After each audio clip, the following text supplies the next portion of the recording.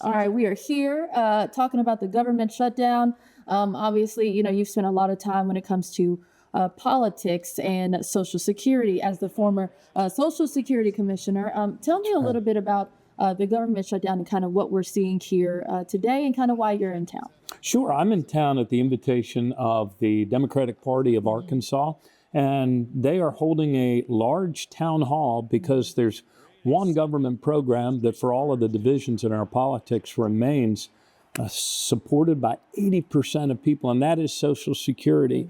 And in these times, after Social Security has suffered cuts under the Trump administration of staffing, lines outside of the doors, difficulty getting through on the 800 number, now a lot of people are wondering, well, what's this shutdown going to mean to my Social Security benefit and my ability to do business when I need to access my benefits? So we're going to be talking about all of those things. I had the honor to serve President Biden as his Social Security Commissioner. And the people that have hung in there and continue to work there are good people who really care about the mission.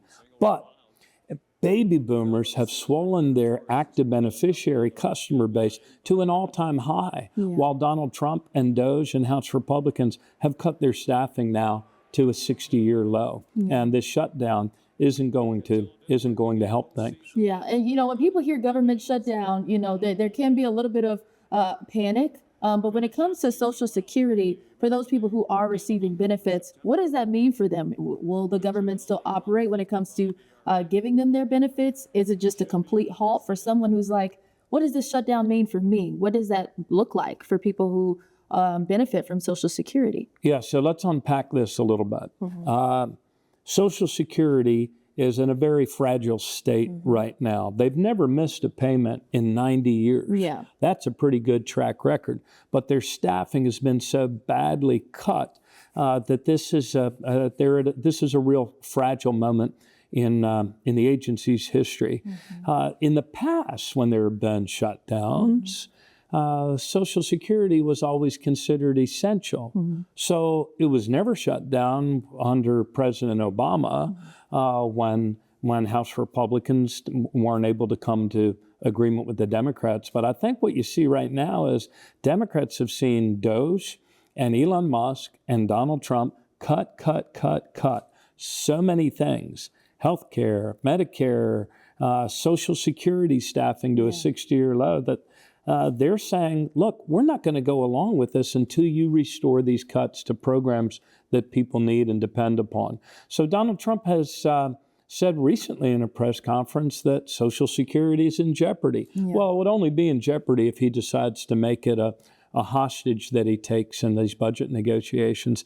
He controls both houses, the House and the Senate. If they can't pass a budget without Democratic votes, it would seem that it's on them. And talking about passing the budget, it seems like, especially for Democrats in Congress, you're not really seeing the traction when it comes to getting, whether it's the spending bill or different pieces of legislation passed. What do you think it's going to take for Democrats to be able to pass legislation? So we're seeing some of the things that, some Democrats and voters are looking for. Right now, it seems like Democrats aren't really getting that sort of traction. From your viewpoint, what do you think it's going to take? Yeah, there are midterms that come up every 2 years. And when one party controls the White House, the House of Representatives and the Senate, we Americans who are accustomed to seeing checks and balances are now witnessing a time when there are no checks. There is no balance. And so if we're going to restore that balance,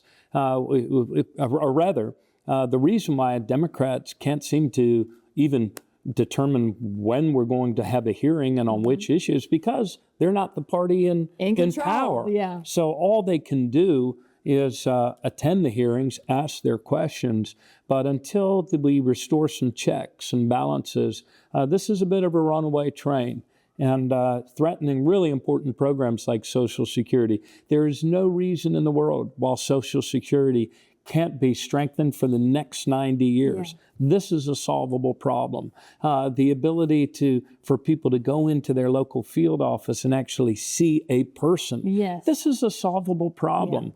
And so that's what we're going to be talking about at the town hall today. It's the most important program, lifts more seniors and children out of poverty than any other program in America. And people need to defend it against these cuts. And last question for you, as the former governor of Maryland, you see people from all walks of life, but specifically, I've spent some time in Maryland.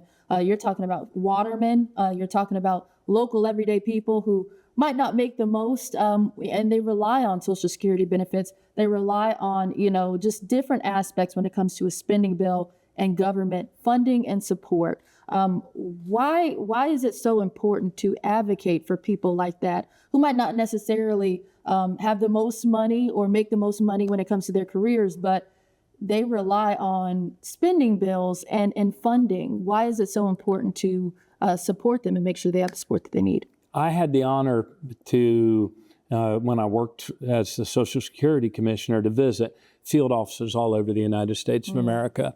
And you really learn by talking to people that are there to get their business done. But here's one stat that's always stuck with me, as well as their faces and stories. 45% of seniors over 65 living alone depend entirely upon Social Security as the difference between living with dignity and living in poverty or under a bridge. So there is no greater act of compassion and caring for one another that any republic ever put into law and into practice that's greater than Social Security. Its impact is 73 million people all across the country. And sadly, this month, we're told they are going to stop issuing paper checks to the 700,000 people that depend on that as, for the benefit that they've already earned. So this is going to be, on top of all the staff cuts, the biggest interruption of benefits in the 90-year history of the agency. And the only thing that can save this important program is for people to call their Congress people. Steve Womack here in Arkansas actually voted in committee to cut $452 million in staffing at Social Security. We used to think as Americans that no party would ever touch Social Security, but Social Security is under attack right now, and people need to call their congressperson and say, hey, time out. I earned this benefit. I'm counting on this. This is my money. This is my agency. It's not yours. Yeah. All right. Well, thank you so much, former Governor Martin O'Malley, for sticking here with us and giving us these great details about Social Security. We appreciate your time and looking forward to what comes out of this meeting here while you're here. So thanks so much for seeing me. Thank you.